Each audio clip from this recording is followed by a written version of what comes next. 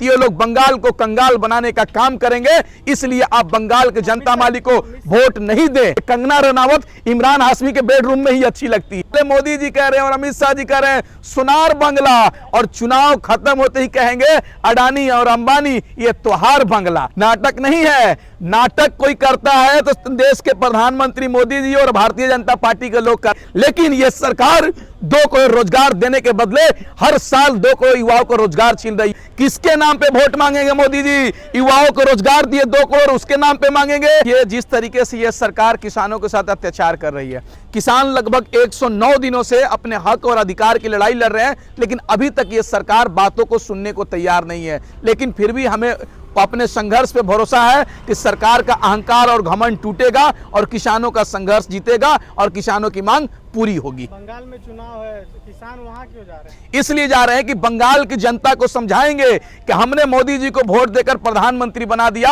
और ये सरकार अहंकार में डूब चुकी है और हम अपनी बात कर रहे हैं तो हमारी बात को सुनने को तैयार नहीं है। अगर बंगाल के जनता माली को, अगर आप भारतीय जनता पार्टी को वोट देते हैं तो ये लोग बंगाल को कंगाल बनाने का काम करेंगे। इसलिए आप बंगाल के जनता माली को वोट नहीं दे। अमित शाह तो कह रहे सोनार बंगाल बनाएंगे। और सोनार बंगाल नहीं, चुनाव से पहले मोदी जी कह रहे हैं और अमित शाह जी कह रहे हैं सोनार बंगला, और चुनाव खत्म होते ही कहेंगे अडानी और अंबानी ये त्योहार बंगला। ये लोग बंगाल को अडानी और अंबानी के हाथों बेच देना चाहते हैं। और बंगाल की जनता से मैं एक बात कहना चाहता हूं, आप लोग अपना कीमती वोट सोच समझ के दीजिए। भारतीय जनता पार्टी का जमानत जब्त कर दीजिए, नहीं तो ये भारतीय जनता पार्टी के लोग आपका बंगाल को बेचने का काम करेंगे। सोना दिया सोनार को पायल बना दिया, लोहा दिया लोहार को हथौड़ा बना दिया, वोट दिया मोदी जी को हाथ में कटोरा थमा दिया। इसलिए बंगाल की जनता माली को आप भारतीय जनता पार्टी को हरा दें, नहीं तो भारतीय जनता पार्टी के लोग देश को बेचने का काम कर रहे हैं,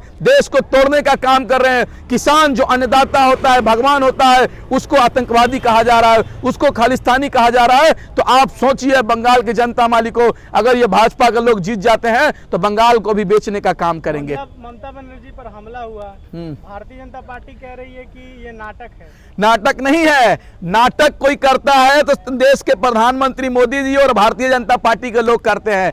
एक पैर में प्लास्टर और दूसरे पैर में एक पैर में प्लास्टर, दूसरे पैर में हवाई चप्पल, और तब खेला होबे। भारतीय जनता पार्टी का बंगाल में खेला हो जाएगा, क्योंकि मोदी जी के पास वोट मांगने के लिए कोई मुद्दा नहीं है। किसके नाम पे वोट मांगेंगे मोदी जी? युवाओं को रोजगार दिए 2 करोड़, उसके नाम पे मांगेंगे। महिलाओं को सुरक्षा दिए, उसके नाम पे मांगेंगे। महंगाई कम किए, उसके नाम पे वोट मांगेंगे। 3 कृषि कानून जो पास किए हैं उस पे मांगेंगे।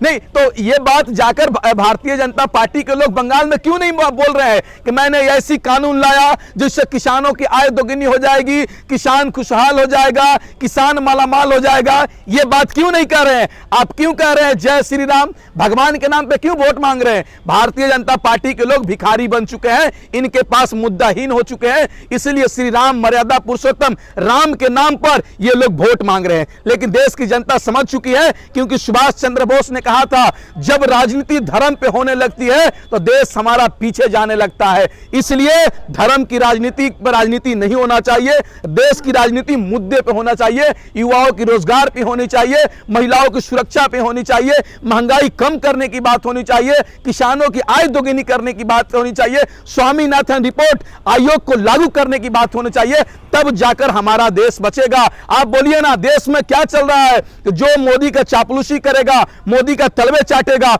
उसकी बड़े बड़े पोस्ट मिल जाएंगी। कुछ दिन पहले देखे होंगे सचिन तेंदुलकर ने अपने बेटे को आईपीएल टीम में खिलवाने के लिए हमारे देश के अन्नदाता किसान भाइयों के विरोध में ट्वीट किया और मोदी जी के समर्थन में किया, तो उसका बेटा मुंबई इंडियंस आईपीएल टीम में चयन हो जाता है। देश में यह चल रहा है। कंगना रनावत मोदी जी के समर्थन में आती है तो उसका अंगना टूटने के बाद उसको वायु पलक सुरक्षा मिल जाता है। आपने देश में ऐसी एक पार्टी की आतंकवादी कहा था किसानों, इसीलिए तो उसको वायु पलक सुरक्षा मिल गया। जिसको कंगना रनावत की बात मत कीजिए, कंगना रनावत इमरान हाशमी के बेडरूम में ही अच्छी लगती है। वही भक्तों का झांसी की रानी है। वो झांसी की रानी कभी नहीं हो सकती है जो देश के खिलाफ बोलती है। झांसी की रानी वो है जो अंग्रेजों के खिलाफ लड़ी थी, अंग्रेजों का सर को कलम कर दिया था, वो हमारे लिए झांसी की रानी है। और ये लोग झांसी की रानी और ये लोग देशभक्त नहीं हो सकते। आपने देखा होगा अन्नम गोस्वामी अपने आप को देशभक्त चैनल बताता था, लेकिन जब हमारा देश का जवान शहीद होता है तो उस पर जश्न मनाता है। यही लोग तो देशभक्त है देश में। और हम लोग कौन है भाई? हम लोग कौन है? ये सरकार कहीं ना कहीं अहंकार में डूबी है। दूसरा बात, एक और बात है, दुर्भाग्य इस बात का है कि हमारा देश का प्रधानमंत्री मोदी जी जब अमेरिका में एक छोटी घटना घटती है तो ट्वीट कर देते हैं, लेकिन 200 से ज्यादा 300 के करीब हमारा देश का किसान अन्नदाता शहीद हो जाता था, ट्वीट नहीं करते हैं। एक सवाल मेरे मन में बेरोजगारी को लेकर, इस देश का युवा बेहाल है। एसएससी जीडी का मैटर आप जानते होंगे, आप छात्र भी हैं, आप छात्र के नाते कैसे देख रहे हैं कि 2018 की भर्ती अभी तक ज्वाइनिंग नहीं, दर दर से भटक रहे हैं? देखिए एक बात बता देते हैं सर, ये सरकार 2014 से पहले कहा करती थी बहुत हुआ युवाओं पे मार, अब की बार मोदी सरकार, बहुत हुआ बेरोजगारों की मार, अब की बार मोदी सरकार। वही सरकार आज देश के युवाओं से जो वादा की थी कि हर साल 2 करोड़ युवाओं को रोजगार देंगे, लेकिन ये सरकार 2 करोड़ रोजगार देने के बदले हर साल 2 करोड़ युवाओं को रोजगार छीन रही है। मैं एक छोटा सा एग्जांपल देता हूं, बिहार एसएससी का फॉर्म 2013 में हम लोगों ने फिलअप किया था, आज 2021 हो गया, लगभग 7 से 8 साल हो गए, लेकिन ये फॉर्म अभी तक क्लियर नहीं हुआ। पीटी का एग्जाम रिजल्ट आ गया, लेकिन मेंस का अभी तक रिजल्ट नहीं आता है, उसका ज्वाइनिंग नहीं होता है। लेकिन हमारे प्रधानमंत्री मोदी जी लाल किले पर तिरंगा फहराते हुए समय बोलते हैं कि कोई भी सरकारी वैकेंसियां आएगी 6 महीने में वो कंप्लीट हो जाएगी, लेकिन आज 7 साल हो गए फिर भी कंप्लीट नहीं हुए। और एसएससी जीडी की बात कर रहे हैं, वो बच्चे हमारे भाई 2018 से फॉर्म फिलअप किए हैं, अभी तक उनका ज्वाइनिंग नहीं किया गया। सीजीएल की बात कर लीजिए, एसएससी की बात कर लीजिए, एमटीएस की बात कर लीजिए और तमाम वैकेंसियों की बात कर लीजिए, अभी तक उसकी वैकेंसी को कंप्लीट नहीं किया गया था। मैं खुद आईटीआई करके रेलवे लोको पायलट का 2016 में फॉर्म अप्लाई किया था, अभी तक उस एनटीपीसी का एग्जाम हो चुका, फिर उसको अभी तक ग्रुप डी का एग्जाम नहीं हुआ। क्यों? ये सरकार कहीं ना कहीं देश को सरकार रोजगार नहीं दे। बिल्कुल, अरे भाई आप देखिए ना, कह रहे पकोड़े बेचिए, नहीं पकौड़े, बीसीसीआई अपने बेटा को देखिए, देश में यही चल रहा है कि अमित शाह अपने बेटे को बीसीसीआई का चेयरमैन बनाते हैं, लेकिन देश के युवाओं को कहते हैं कि पकौड़े तलो।